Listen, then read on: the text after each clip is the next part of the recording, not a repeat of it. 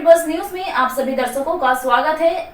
मैं हूं आपके साथ प्रतिमा शाह। देखिए आज की खास रिपोर्ट।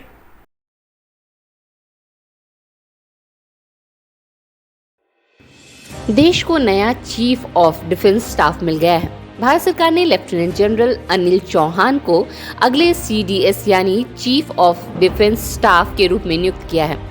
पिछले साल हेलीकॉप्टर हादसे में जनरल बिपिन रावत के निधन के बाद से ये पोस्ट खाली पड़ी थी, जिसके बाद अब करीब 10 महीने बाद सरकार ने अगले CDS की नियुक्ति की है। रावत देश के पहले CDS थे। रक्षा मंत्रालय की ओर से बुधवार को जारी आदेश में कहा गया है कि भारत सरकार ने लेफ्टिनेंट जनरल अनिल चौहान को अगले चीफ ऑफ डिफेंस स्टाफ के रूप में नियुक्त किया। रक्षा मंत्रालय की ओर से दी गई जानकारी के मुताबिक अनिल चौहान भारत सरकार के सैन्य मामलों से जुड़े विभाग के सचिव के रूप में भी कार्य करेंगे। कार्यभार ग्रहण करने की तारीख से अगले आदेश तक वो इस पद पर बने रहेंगे। लेफ्टिनेंट जनरल अनिल चौहान को गोरखा राइफल से सेना में एंट्री हुई है। लेफ्टिनेंट जनरल अनिल चौहान की गोरखा राइफल से सेना में एंट्री हुई थी। वो POK के बालाकोट स्ट्राइक की प्लानिंग में भी शामिल थे और पिछले साल ही रिटायर हुए हैं।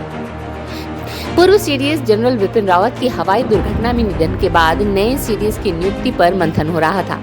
केंद्र सरकार ने इस पर मुहर लगा दी। नए चीफ ऑफ डिफेंस स्टाफ की नियुक्ति के लिए केंद्र सरकार सेवारत और सेवानिवृत्त दोनों तरह के सेना अधिकारियों के नाम पर विचार कर रही थी। ये पद पिछले साल 8 दिसंबर को देश के पहले CDS जनरल बिपिन रावत की एक हवाई हादसे में मौत के बाद खाली था।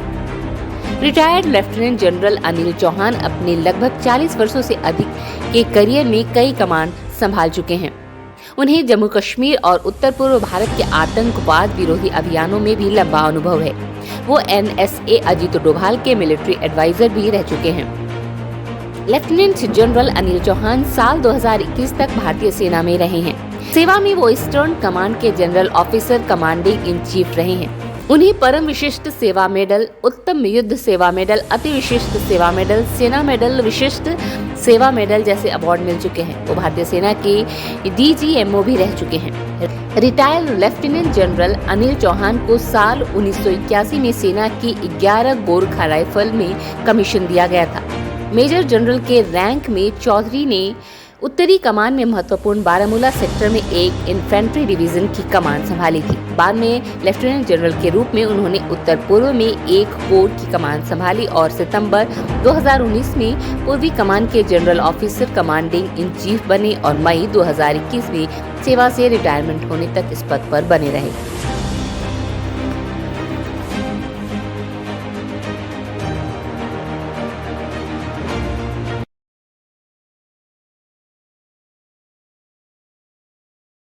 देश दुनिया की खबरों से अपडेट रहने के लिए देखते रहिए स्ट्रीट बस। यदि आपने हमारे चैनल को सब्सक्राइब नहीं किया है तो आज ही सब्सक्राइब करें।